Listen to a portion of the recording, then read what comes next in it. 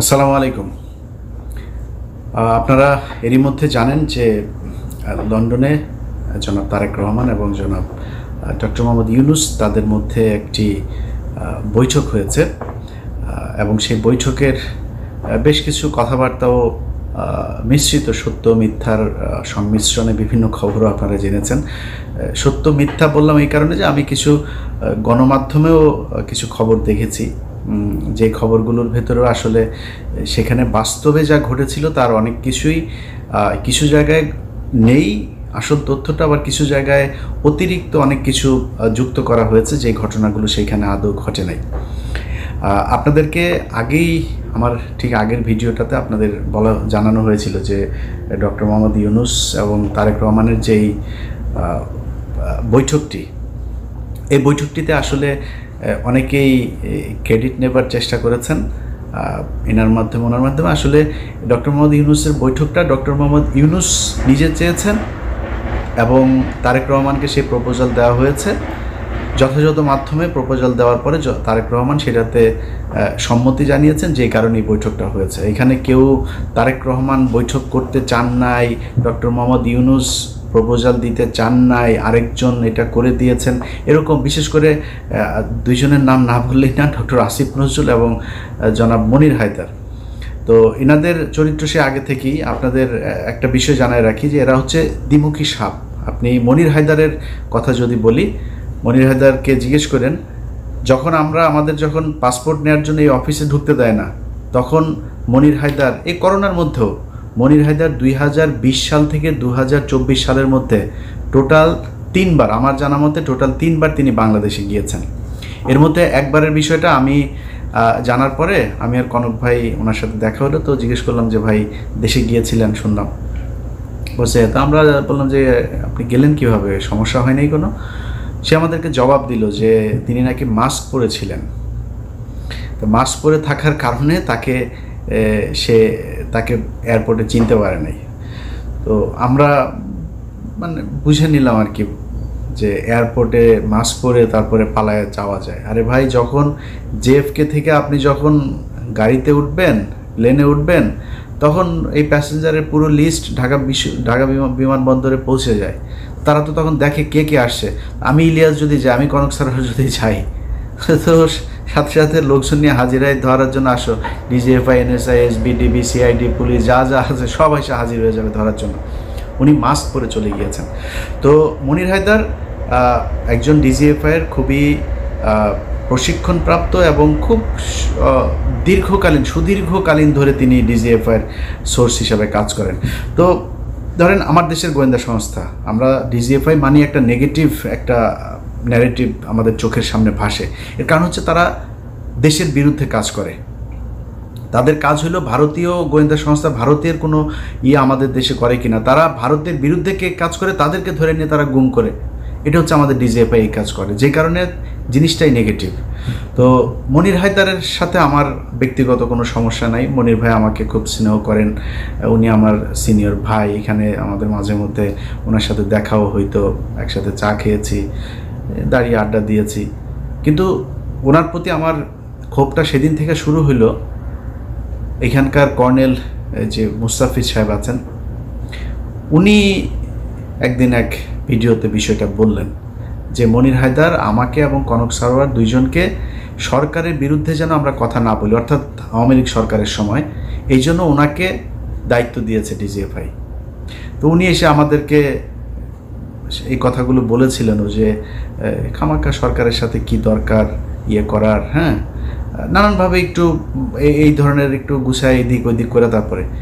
পরে এই lieutenant colonel আপনার মুস্তাফিজ ভাইয়ের কাছে পরে শুনলাম যে তাকে তিনি এই দায়িত্বটা দিয়েছিলেন যে আপনি বললে বোধহয় ইলিয়াস এবং কনক শুনবে, তো ওদেরকে একটু যে ওরা যেন সরকারের বিরুদ্ধে এত বেশি কঠোর অবস্থানে না থাকে, আওয়ামী লীগ সরকার আসলে কোনোভাবেই যাবে না। এটা সেই 2022-23 সালের কথা মুস্তাফিজ ভাইকে উনি বলেছিলেন। এটার পরে আসলে মনির ভাইয়ের প্রতি শ্রদ্ধা ভালোবাসা কোনো কিছুই থাকার বিষয় নেই। মনির ভাই এমনিতে উনি ওনার একদম ক্যারিয়ারের শুরু থেকেই উনি একজন দুর্নীতিগ্রস্ত একজন সাংবাদিক। ওনার এগুলি নিয়ে কথা বলতে চাই নাই, কিন্তু এখন যেহেতু এই অবস্থা সেই কারণে বললাম। ওনারা একটা ক্রেডিট নেওয়ার চেষ্টা করছেন, আবার ফের বিএনপির ভেতরে যে তারেক রহমান আমি তো আপনার জন্য অনেক কিছু করছি এই সেই এরকম বুঝায় এদের সাথে একটা খাতির জমানোর চেষ্টা করছেন। তো এই ধরনের কিছু মানুষজন আছে যারা কিনা এই বৈঠকটা করার ক্রেডিট বিভিন্ন জায়গায় নেওয়ার চেষ্টা করছেন। এরকম কোনো কিছু না, তারেক রহমান রাজি হয়েছেন, ডক্টর মোহাম্মদ ইউনূস তাকে প্রপোজাল দিয়েছেন, এবং আমি আগের ভিডিওতে বলেছি যে দুইটা পক্ষের কেউই ছোট হয় না। এখানে আমার এরকম একটা বৈঠক হওয়া দরকার ছিল। বৈঠকের ছোটোখাটো কিছু বিষয় আপনাদেরকে জানাবো, তার আগে মূল জিনিসটা আপনাদেরকে জানিয়ে দেই। সেটা হচ্ছে এই বৈঠকটা অত্যন্ত ফলপ্রসূ, এবং আমরা এতদিন ধরে আসলে যা চাচ্ছিলাম সেইটাই এই বৈঠকের মধ্য দিয়ে ঘটেছে। এর মধ্যে একটা জিনিস হয়েছে সেটা হচ্ছে যে নির্বাচনের যে তারিখ ডক্টর মোহাম্মদ ইউনূস গেল কয়েকদিন আগে বলেছিলেন যে এপ্রিলে নির্বাচন হবে, সেই জায়গা থেকে সরকার সরে এসেছেন, এবং যেটা হয়েছেন সেটা হচ্ছে ফেব্রুয়ারির, আমি যদি নাকি একদম ডেট বলতে বলেন তাহলে ফেব্রুয়ারির 12 তারিখে আমাদের পরবর্তী নির্বাচন হবে। 12 তারিখ কেন? সেটা হচ্ছে যে কোনোভাবেই রমজানের আগে চেয়েছিল তারেক রহমানের পক্ষ থেকে নির্বাচন, এবং যেহেতু রোজা শুরু হচ্ছে ফেব্রুয়ারির মাঝামাঝিতে 16 অথবা 15 তারিখ, তার আগে 15 তারিখ এর আগে একটা বিতর্কিত নির্বাচন হয়েছিল, যে কারণে ওই তারিখটাকে করা হয়নি। তার আগে আবার শুক্রবার শনিবার এরকম কিছু বিষয় আছে। তো 12 তারিখ সম্ভাব্য তারিখ এখন পর্যন্ত আমার কাছে থাকা যে তথ্য সেটা। তো এই বৈঠকের এটা হচ্ছে মূল যে জিনিস। তো এইটার পরে যে কেউ যে কাউকে জোর করে বলেছে যে, বা ডক্টর ইউনূস বলেছে না আমরা ফেব্রুয়ারিতে করব না, মার্চে নিয়ে যাব, এরকম কোনো কিছু হয়নি। ওনারা এটা বলেছেন, উনি বলেছেন ঠিক আছে কোনো সমস্যা নেই, নির্বাচন এইভাবেই হবে।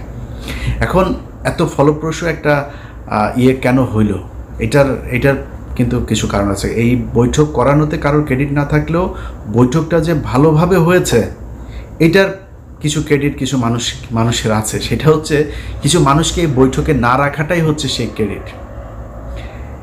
এখানে যদি সালাউদ্দিন থাকতো তাহলে প্রথমেই মনে করেন যে ডক্টর ইউনূসের সাথে তারেক রহমানের গ্যাঞ্জাম বাঁধানোর জন্য যত কোশ্চেন সেটা সে করতো। এখানে যদি আমির খসরু মাহমুদ চৌধুরী থাকতো, এখানেও একটা গ্যাঞ্জাম বাঁধাইতো।